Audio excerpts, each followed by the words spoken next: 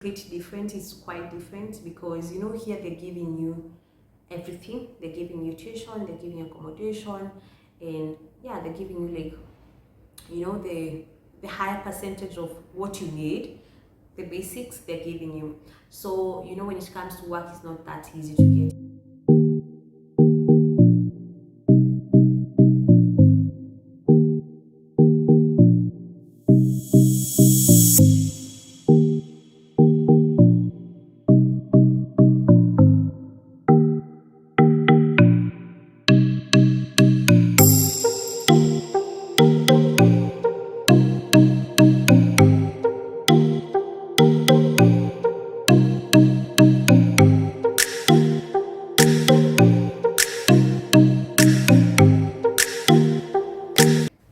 What's up, everybody? Welcome to my YouTube channel. Welcome to Patricia on Tells. This is Patricia. In case you're new here, welcome, welcome, welcome again.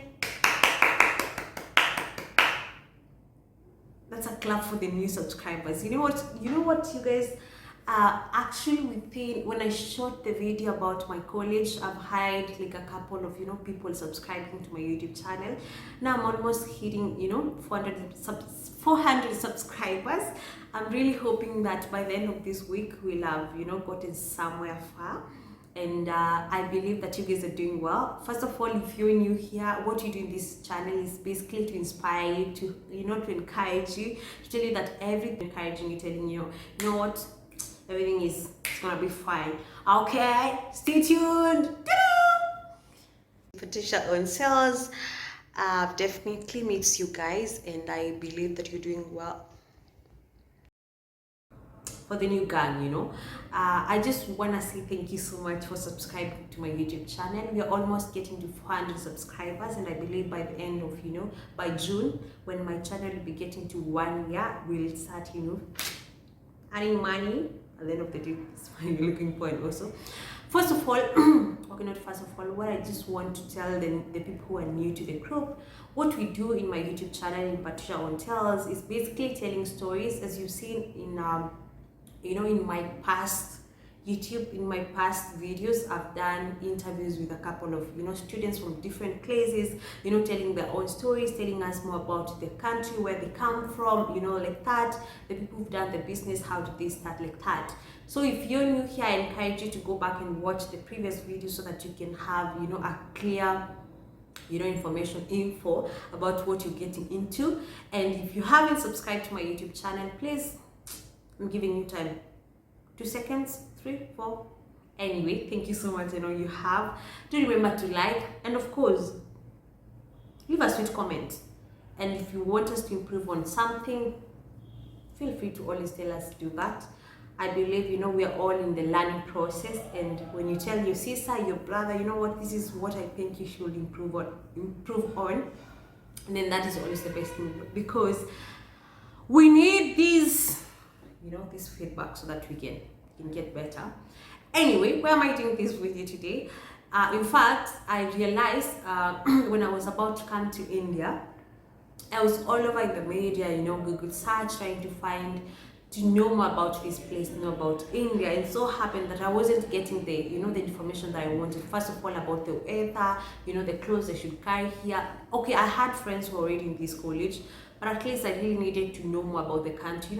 Everybody has this notion about India. It's a very hot country. That is what I knew when I was living in Kenya. But there are also this season of the year that comes that is usually very cold. Like it even gets to, I don't know what, negative. I mean, in some states in India. So it's really important for you to know the seasons, the weather that we have, the different weathers we have in India, so that when you're traveling to India, what do you really need. First of all, just to, I know I'm repeating this first of all thing, first of all, but we have 4 different weathers, seasons in India. We have summer, it's usually very hot, winter, spring and autumn. Currently we're in spring. It starts from February to around April, and then from April to June or July we have summer. It's usually very, very hot. In fact, right now it's even getting to 30 or even 40 the city I'm in, that is Bhubaneswar, people are saying it's the hottest one in India. So it depends, it varies within, you know, it depends with years. And winter, which is usually very, very, very cold, something that I didn't know and most of us didn't know when we were traveling to India. It gets very cold. It gets very cold to even about, you know, 19, you know, 11, you know, coming from Africa, those hot places, and then you come, you find this kind of, I know kuna kwanga na baridi, especially from Kenya, we have that cold season that usually comes, but you know, in India it usually comes like once in a while, you know, coming from that hot season and then you get into this cold one. Is something that you want, you know, cope up, unless you're good, you're really prepared for the weather. So yeah, it's really important, especially when you're traveling. Carry 2 to 3 jackets at least, and then also you know, the blankets, you can always find them in this place, because one thing I learned about India is things are not that expensive, especially during holidays. You know, they have a lot of holidays. Good news, guys. So just wait during that time, especially during Diwali or Holi. Okay, Durga. This is a season that comes, you know, towards the end of the year. Usually that time everything is on offer, so you can get prepared for your winter during that time. You can get yourself, you know, blankets, and if you're not bought the winter clothes from home, you can buy them here. But at least when you're traveling, just carry those nice jackets from Africa. You know, getting good things from home is always the, you know, vibe. Like for me personally, I had bought jackets, but because of what I was told, or because of the notion I had about India being so hot, yeah, I didn't even carry a single jacket. I came with all light clothes. Well, I had to come and buy them from India, but that's okay. I want you, if you're traveling here, at least get prepared. And most of the people have been asking me about, you know, churches, especially Christians.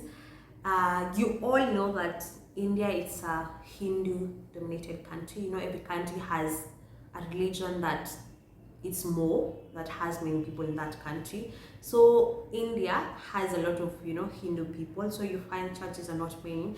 Especially, give an example, you see, like through in Kenya we have so many churches just because we have many Christians than other, you know, religions in the country.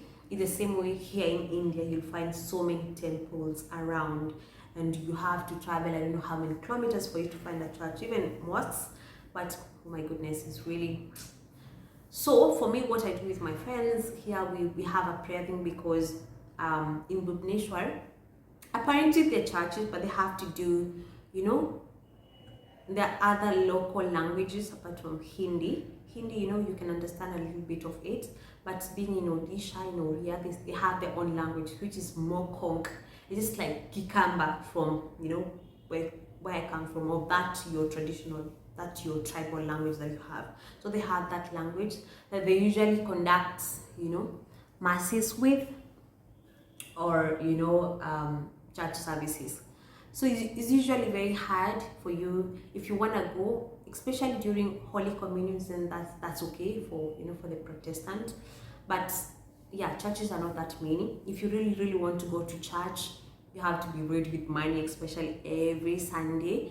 You have to, there's Ola, cabs, you know, auto, the different means of transport that you can always get. But I'm not telling you it's cheap, because you end up spending around 200 rupees. That is approximately 250 Kenyan shillings. Oh my goodness, that is a lot, especially for a single day and you're just traveling, and that is one way, and then you have to come back. So you just come prepared. If you really want to stay in India, either for your studies or maybe work, come prepared that, you know, churches are not that many. But if you have other people, you know, other Christians or maybe Muslims, you can always meet up, have a plan, strategize how you'll be praying together, because, you know, meeting up together is just another thing than being alone.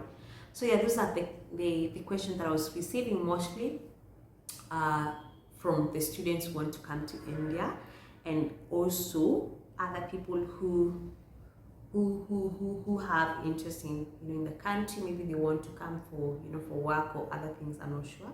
And then again, there's another question that I was asked: is it easy to work in India when you're studying?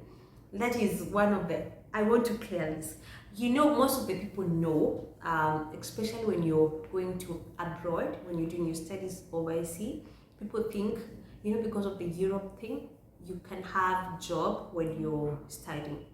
But in India, it's pretty different. It's quite different because, you know, here they're giving you everything. They're giving you tuition, they're giving you accommodation, and yeah, they're giving you like, you know, the higher percentage of what you need, the basics they're giving you. So, you know, when it comes to work, it's not that easy to get it, and unless you're doing your online things. And then also you see the population is really huge, so they're also struggling to manage, you know, to employ their own people. So imagine getting other people from outside and giving them job. Make sense? No. So I hope I've answered your questions, and I believe if you have more questions that you may want me to respond, I'll definitely respond to your questions. Yep.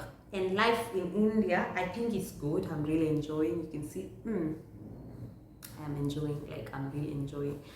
And one more thing, when you get a scholarship, especially coming to India, make sure that your accommodation is certain. I mean, make sure that you ask them, because your accommodation comes first, then your tuition fee comes later. Because imagine going to a foreign country and then you don't even have a place to stay, you know, the food, you know, getting accustomed to the food. So it's always, I mean, that's one thing that you really need to pay attention to: accommodation, how you're going to stay in that place. And oh, about the food, actually, by the way, food, hey, I think I need to do a video on that. But yes, with time, it depends with where you are, like the school you're in, the school I'm in kids. I think, yeah, when you speak, they kind of listen to us, especially to us international students, and they give us a food that is not that spicy. So you can always manage, and if not, if you don't want to eat food from the mess, cook for yourself. That is it. Especially for me, I love to cook for myself. See, my friend. Thank you for watching. Make sure to subscribe. Please, do not leave this video without subscribing. I'm not pointing at you. Do not leave this video without subscribe. Do not leave this video without subscribing. Make sure that you share with your friends so that, you know, people can learn more. This is India. If you have main questions that you need me to answer, please make sure to always to reach out to me. You can reach out to me through my Instagram account. Make sure to follow me at Patricia Afia, Facebook account Patricia Afia, YouTube, of course. Give me a comment over there down. And if it gets really intense, yeah, ask me any question that you want me to clear. Thank you for stopping by and clicking on my video. Thank you for always coming to the YouTube channel. Mwah! I really love you guys. Till next time, till next Friday. But I'll be uploading a video every single day. No, not every single day, every Friday, you know, to make sure that the consistency part is done well. And I believe that we're gonna have more content. Many people suggest that I should be doing, you know, outdoor content, especially to explore India, and I believe that I'm gonna do that for you. So